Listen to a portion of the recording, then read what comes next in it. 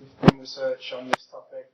Their most recent fifth assessment report in 2013-14 emphasised that the climate is changing, and there are a range of indicators of that change, that some of which you can see there in the second half of that paragraph, relating to ocean warming, decline in snow and ice cover, for example.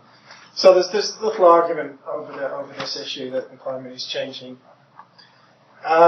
We can see this in figures such as this, that take records of, in this case, back to 1880, and it looks at the anomaly above the 20th century average, and it basically records the 10 warmest years as taking place since 1998. And there's only really one in the 90s.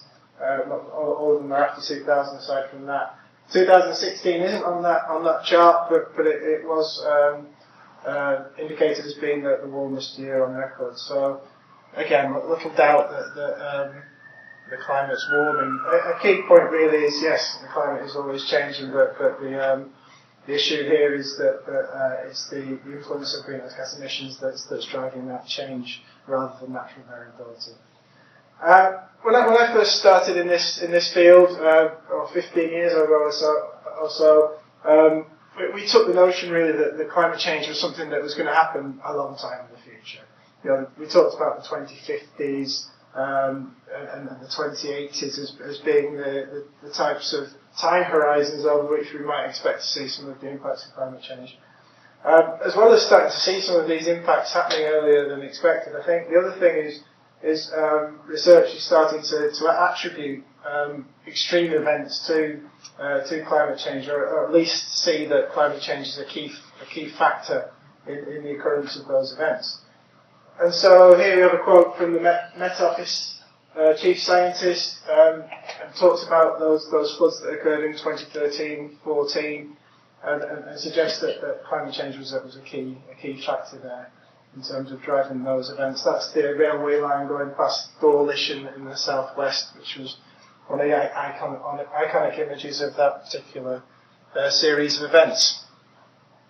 Just one slide on this one, because I think this is another of these questions that we can quickly answer. What's driving recent climate change? And again, the IPCC emphasised that it's extremely likely that it's human influence that's causing that change.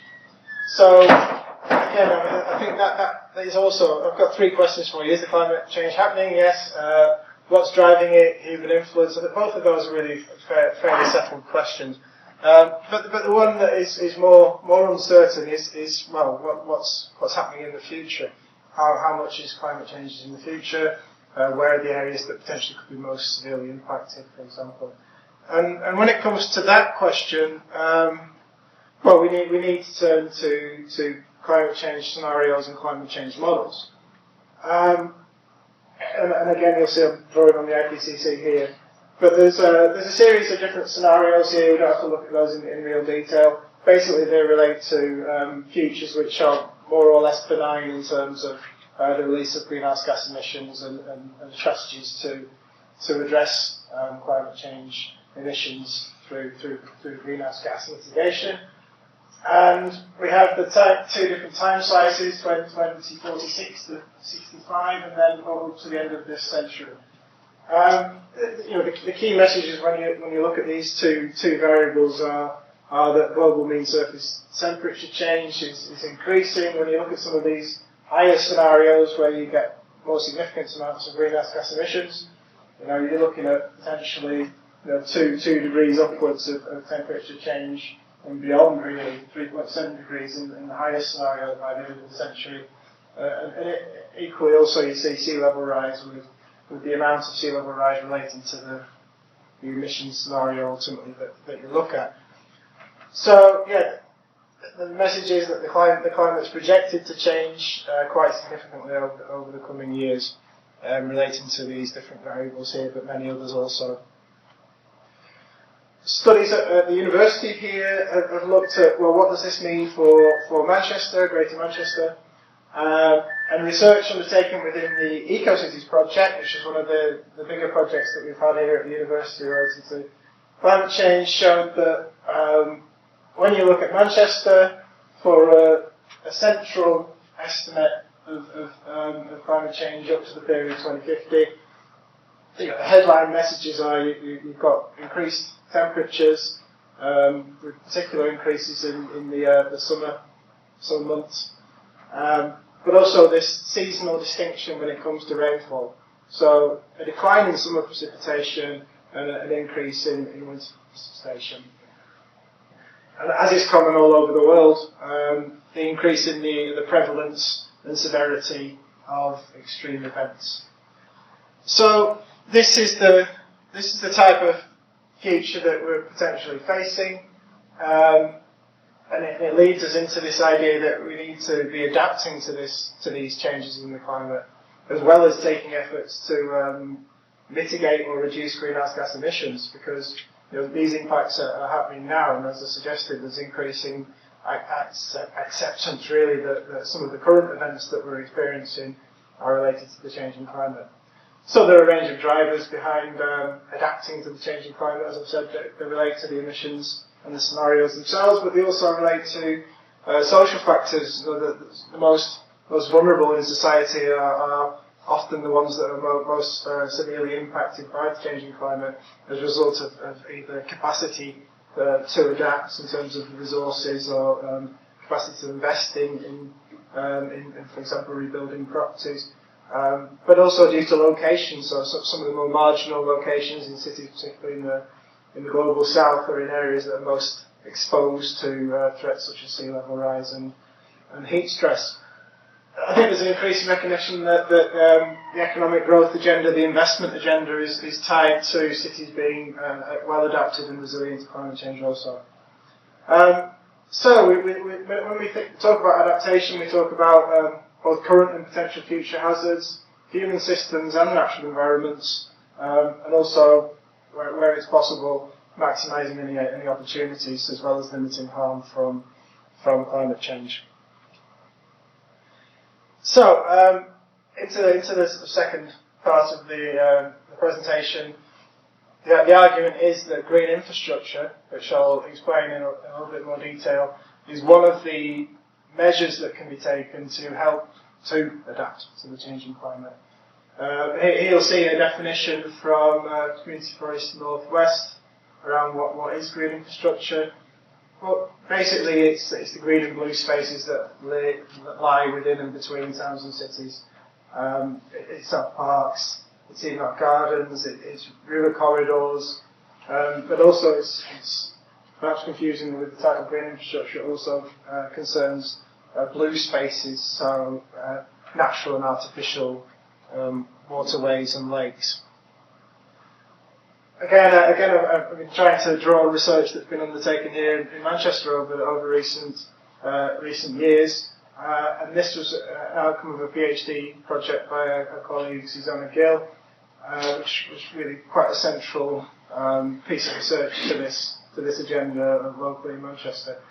So this involved a land cover analysis of Greater Manchester, and then thinking about how these different types of land use influence climate change impacts. But you really see there from this image, really, that there is a lot of Manchester, Greater Manchester that is, because this is the 10 districts, which is in some cases between 80 and 100% evapotranspiring or effectively a form of green space.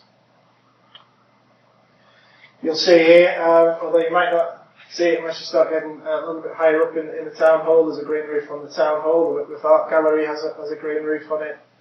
So these are just some of the quick examples of Manchester's green infrastructure. Not all these images are from Manchester, but I'm sure you'll recognise the Metrolink, permeable surfaces. Here, a swale at the edge of the street to catch water before it flows off onto the road and potentially into watercourses. So this is an example of how green infrastructure can help to moderate increased flood risk, but I'll get onto that in a little bit more detail. And as I mentioned, blue spaces are also a feature of this. You can see from this image of the River Medlock how the blue infrastructure, so to speak, the river itself and the green infrastructure around it are connected. So it's a systemic perspective, which is why these blue spaces are are considered as being part and integrated to green infrastructure. So we've spent some time on trying to understand in more detail the climate change adaptation benefits of this green infrastructure that Manchester has and that all cities ultimately have to a greater or lesser degree. Some of the key ones relate to issues to do with heat stress, particularly a feature in other parts of the world, clearly. For example, in Stuttgart in Germany, they're susceptible to high temperatures in the summer, and urban planning there protects green corridors into the city that acts as transfers for cool airflow into the city during the summer months. Flooding is more of an issue for us, as I think many of you will be aware, but there also green infrastructure has a role to play intercepting rainfall in terms of tree canopies, for example, but also issues to do with infiltration, where water soaks away into the ground and into flower beds and green areas and parks, for example, rather than flowing off into the drainage network and contributing to flooding. What I'd like to do now is spend a few minutes talking about two particular research projects that have looked at these themes in a little bit more detail. I'm sure you've all more than likely got a memory of the Boxing Day floods that occurred here in Greater Manchester in 2015. And much of the Irwell catchment was affected. It was much of the heaviest rain fell in the north of Manchester, and it was transferred down the Irwell past places like Bolton into Salford.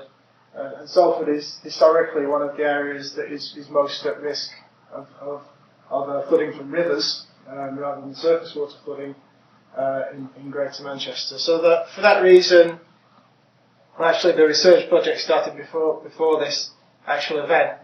But for that reason, we focused on trying to understand how the landscape around this area of the Irwell catchment and the green infrastructure within that landscape potentially can help to contribute to reducing flood risk downstream in Salford. So you can just about hopefully pick out that dark shaded area there. That's down in central Salford, and that's the area that is particularly at risk of flooding, as also shown by the Environment Agency's map, for example. You also see that the Irwell catchment, the Upper Irwell catchment, extends beyond Greater Manchester. So effectively, this shaded area, any rainfall that falls in here will, through the hydrological processes, will transfer down through the rivers through to the Irwell, which passes through Salford.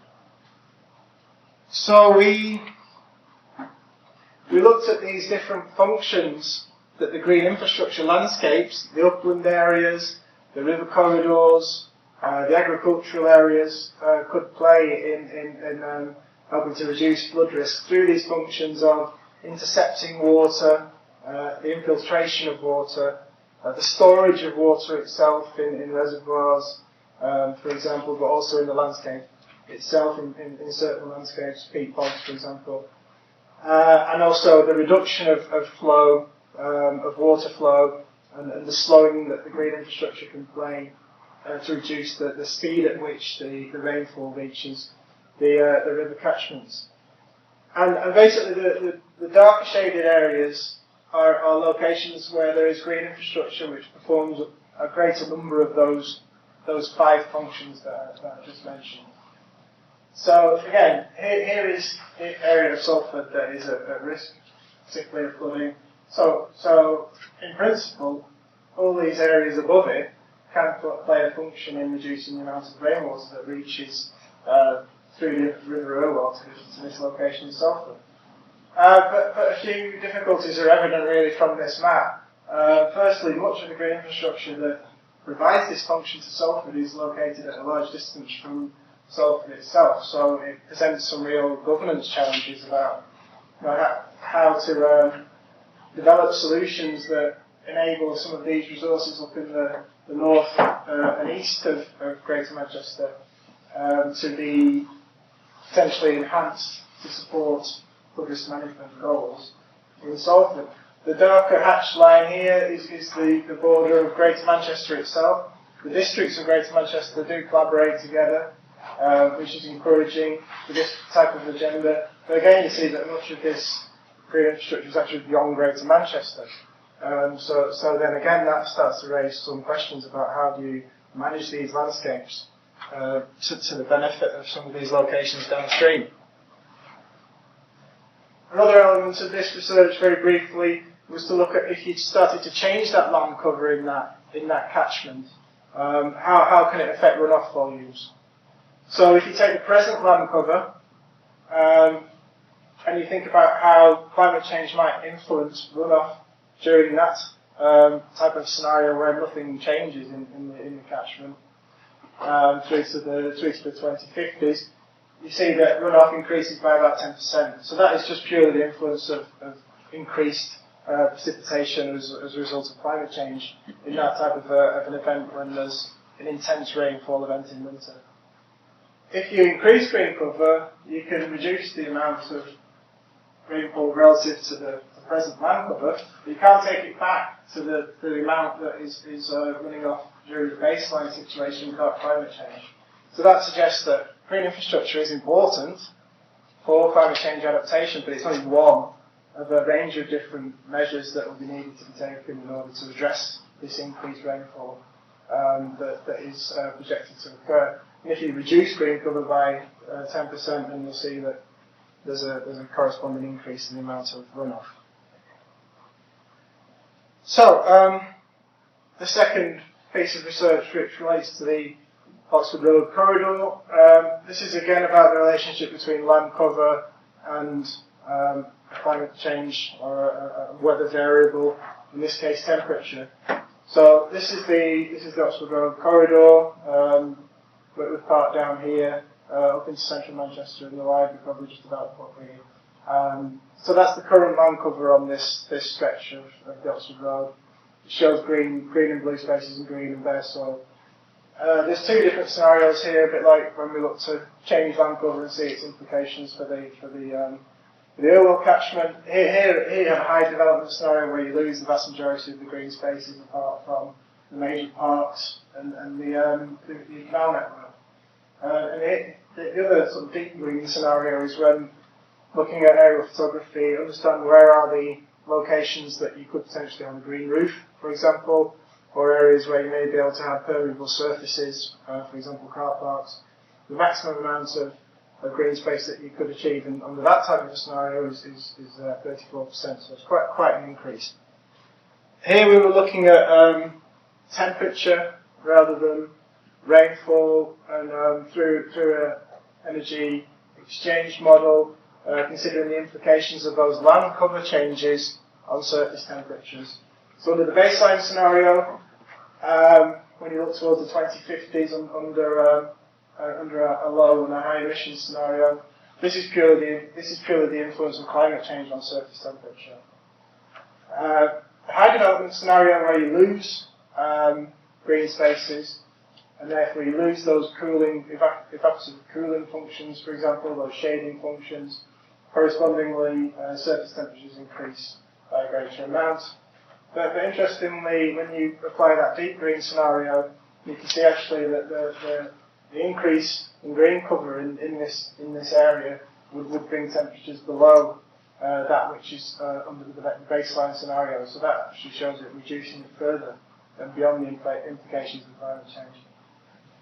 So those two examples are just a couple which show how green infrastructure at different spatial scales, one at the catchment scale, one at the, let's say, the neighbourhood scale in the Oxford Road, can help to address some of these impacts of climate change that are projected to occur over the coming decades.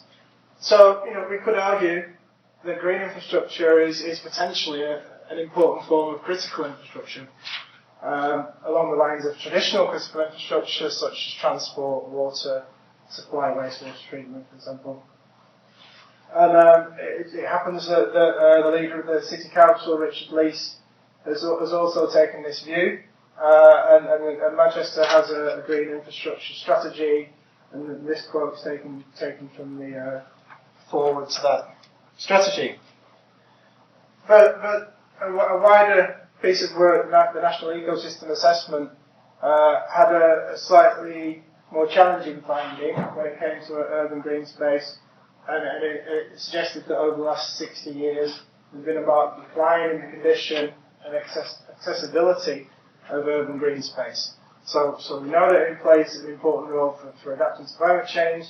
We can see that policymakers are starting to get on board with this, but nevertheless there are these challenges in place as observed by the National Ecosystem Assessment. So just to finish up now with 2 or 3 slides, what are some of the challenges to enhancing this green infrastructure agenda, and what might be some of the opportunities? So firstly, we could say that one of the main things we could do is to conserve and enhance the existing green infrastructure that we have already in the conurbation. But there the challenges are that there's pressure on resources within local authorities who manage much of that type of land cover. So it's a retreat to statutory duties in many cases when it comes to the responsibilities of local authorities. Also, I pointed out this issue at a larger scale that there's this disconnect between the resource itself and the governance frameworks that are in place that could manage it. By, for example, land use planning and spatial planning. So some of these areas cross different district boundaries, but the different districts have their own spatial plans, which in some cases might not work together and be aligned. Also, when you look at the larger scale and also even at the smaller scale, the ownership of these green infrastructure resources is quite fragmented. Different groups own them. So getting a coherent strategy can be a challenge, but it's not suggesting that it's not possible. When it comes to the idea of actually expanding what we've got, then some of the difficulties there are a lack of design standards and guidance for developers to follow. It's not always mandated that, for example, you should include sustainable drainage rather than traditional drainage measures. And when it comes to some of these measures, such as sustainable drainage systems or studs, there's the idea that adopting those is a challenge, because who actually takes on responsibility for the ownership and maintenance of some of these resources? There's these long-term issues such as these sort of cultural inertia that's around things to do with, an area of green land in a city centre is hard to protect. It's seen as an asset to develop rather than necessarily an asset to protect, and to see some of the benefits beyond its development value being realised. And here at the university, clearly we've got a response here to address potentially some of these knowledge gaps. The performance of this green infrastructure over the longer term is under researched. As is some of the ideas around evaluation of green infrastructure, which is really a key issue for policymakers in the present day. Here's a very brief example from Philadelphia, where they've taken an idea of what's the cost of surface water runoff for Philadelphia. They've calculated that per cubic foot of water. They've then tried to understand what the amount of this surface water rainfall is absorbed by the parks in terms of the volume. That's allowed them to make a simple calculation that the value of the park network for absorbing that rainwater that would otherwise have to be taken through the wastewater management system and paid for, shows how it can have a demonstrable economic impact. So, how might we move this forward in Greater Manchester? Firstly, Manchester itself has got, I think, certain opportunities regarding this agenda. There's the history of joint working in Greater Manchester with the Association of Greater Manchester Authorities, or AGMA. There's also the fact that it's now a statutory combined authority, so these districts must work together now. The mayor's coming in, so maybe this is the type of agenda that could be progressed because these districts work together and because this is really a shared challenge. There are a range of different existing strategies. The GM strategy, which is an economic strategy, but it does recognise climate change. The spatial framework which is currently under development, which potentially could look to protect and enhance some of the green infrastructure resources. And also there's the climate change strategy itself, which addresses some of these themes. Hopefully I've evidenced that there's ongoing work at the university regarding this sector, and some of that is being taken up by some of these policy documents mentioned here. So we do have a good relationship with many of the policymakers in Greater Manchester, and that's, I think, bearing some fruit within the strategies that they're developing. We also need to be much smarter about understanding what you can call these multifunctional benefits of green infrastructure. It's not just only about climate change.